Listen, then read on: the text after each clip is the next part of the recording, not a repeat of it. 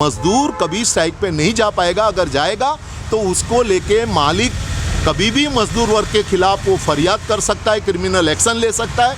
हक दिया गया है मालिक को कि वो इंडिविजुअली मजदूर के साथ सेटलमेंट कर सकता है, जो बिल्कुल कलेक्टिव बार्गेनिंग के प्रिंसिपल के खिलाफ है।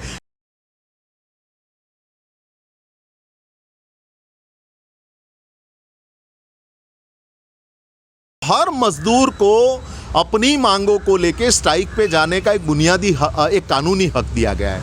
लेकिन अगर मान लो कि मजदूरों को सस्पेंड किया, टर्मिनेट किया या विथ इमीडिएट इफेक्ट मजदूर संगठन मजदूर बना रहा है और उसको लेके मालिक वो संगठन नहीं चाहता है और विक्टिमाइज करके अगर मजदूरों को वो टर्मिनेट करता है, तो आज के दिन पे इंडस्ट्रियल डिस्प्यूट एक्ट में ये प्रावधान है कि मजदूर कभी भी स्ट्राइक कर सकता है।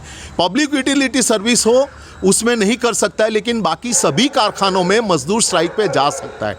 नए कानून में यह प्रावधान किया है कि वो स्ट्राइक पे नहीं जा सकता है, उसको पहले स्ट्राइक नोटिस देना पड़ेगा, उसके बाद उसका कंसिलेशन होगा, कंसिलेशन वो 90 डेज चलेगा। 90 डेज के बाद उसका जो स्ट्राइक करने का जो इरादा है या जो उसका हक है वो शायद वो यूज़ कर सकता है। यस, एक प्रावधान है कि 14 दिन के बाद उसको स्ट्राइक पे जाने का एक हक है। बट मैंने आज तक ये देखा है, बॉम्बे इंडस्ट्रियल रिलेशन एक्ट या हम लोग का बॉम्बे का जो सेम लॉ है मध्य प्रदेश में, Madhya Pradesh industrial relation act है, वहाँ पे जिस तरीके का प्रावधान था कि मजदूर कभी स्ट्राइक पे ना जा पाए, उस प्रकार का प्रावधान ये नए इंडस्ट्रियल रिलेशन कोड में किया है।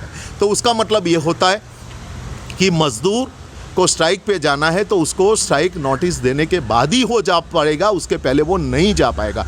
दूसरा उसका एक और भी खतरनाक पहलू ये है कि कलेक्टिव बार्गेनिंग का जो हमारा हक है, जो ट्रेड यूनियन बनाने से लेके रिकॉग्निशन तक का, वो फ्रस्ट्रेट हो रहा है। क्योंकि कलेक्टिव बार्गेनिंग में जो सुप्रीम कोर्ट ने कहा था कि 99.9% वर्कमैन अगर सेटलमेंट को एक्सेप्ट करता है, फिर भी माइनॉरिटी वर्कर्स को सेटलमेंट को चैलेंज करने का राइट है, इंडस्ट्रियल डिस्प्यूट रेस करने का राइट है, इंडस्ट्रियल डिस्प्यूट चलाने का राइट है। लेकिन यहाँ पे उस तरीके से सेटलमेंट करने का एक हक दिया गया है मालिक को कि वो इंडिविजुअली मजदूर के साथ सेटलमेंट कर सकता है, जो बिल्कुल कलेक्टिव बार्गेनिंग के प्रिंसिपल के खिलाफ है। क्योंकि अगर मजदूर वर्ग ये चाहता है कि मुझे 10,000 वेतन का बढ़ोतरी मिलना चाहिए, तो वो उसको ख़त्म करने के लिए, वो संघर्ष को तोड़ने के लिए वो इंडिविजुअली सेटलमेंट साइन करेगा और उससे जो सेटलमेंट मजदूर वर्ग का जो प्रतिनिधित्व करता है संगठन